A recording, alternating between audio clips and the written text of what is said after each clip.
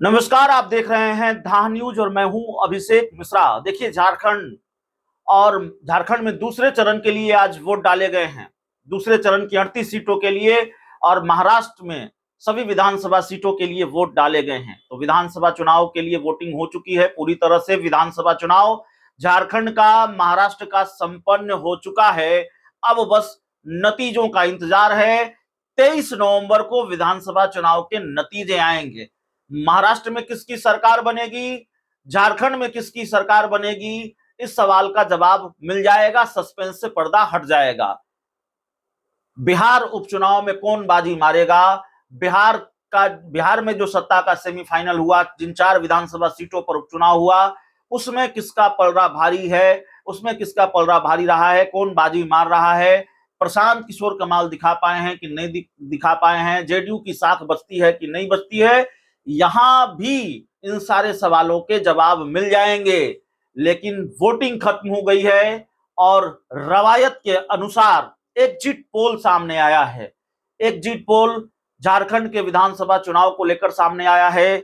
Axis माई India का exit poll है। तो पूरा एग्जिट पोल हम आपको बताएंगे, लेकिन खासकर चिराग पासवान को लेकर हम आपको बता दें, एग्जिट पोल ने चिराग पासवान को जश्न का मौका दे दिया है। चिराग पासवान झारखंड में बाजी मारते हुए दिख रहे हैं और जिस एग्जिट पोल की मैं बात अभी करने वाला हूं, कम से कम वो एग्जिट पोल तेजस्वी यादव की चिंताएं बढ़ा देगा, तेजस्वी यादव की टेंशन बढ़ा देगा।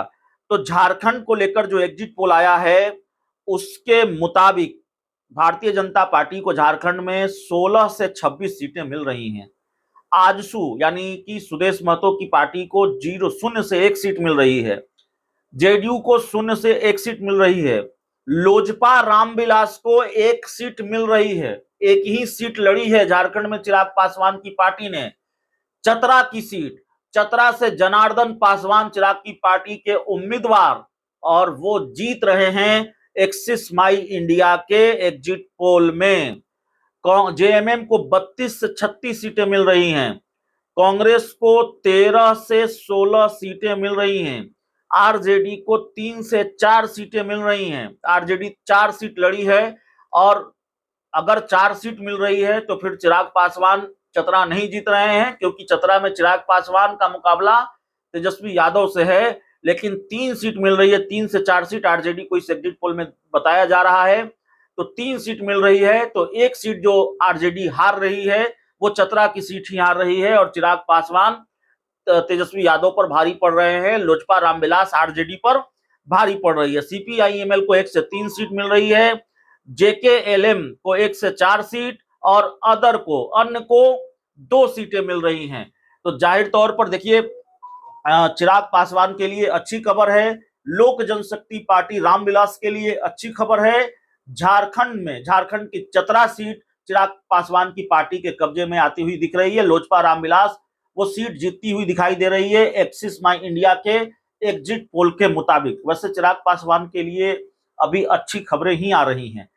झटके जब लगे तो लगातार झटके लगे, बुरी खबरें आई तो लगातार बुरी खबरें आई, पार्टी टूटी, सांसद टूटे और फिर न जाने कितने झटके लगे।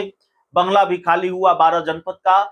लेकिन अभी लगातार चिराग पासवान की पार्टी के लिए अच्छी खबरें आ रही हैं, चिराग पासवान के लिए अच्छी खबरें आ रही हैं। लोकसभा चुनाव में 100 में 100 का स्ट्राइक रेट। चाचा जी का बंगला भी खाली हो गया, चाचा जी भी निपट गए। भारतीय जनता पार्टी पर प्रेशर बना के चिराग पासवान ने चाचा जी को निपटा ही दिया। पुराना हिसाब किताब चुकता कर लिया, जो भी खोया उसको हासिल किया।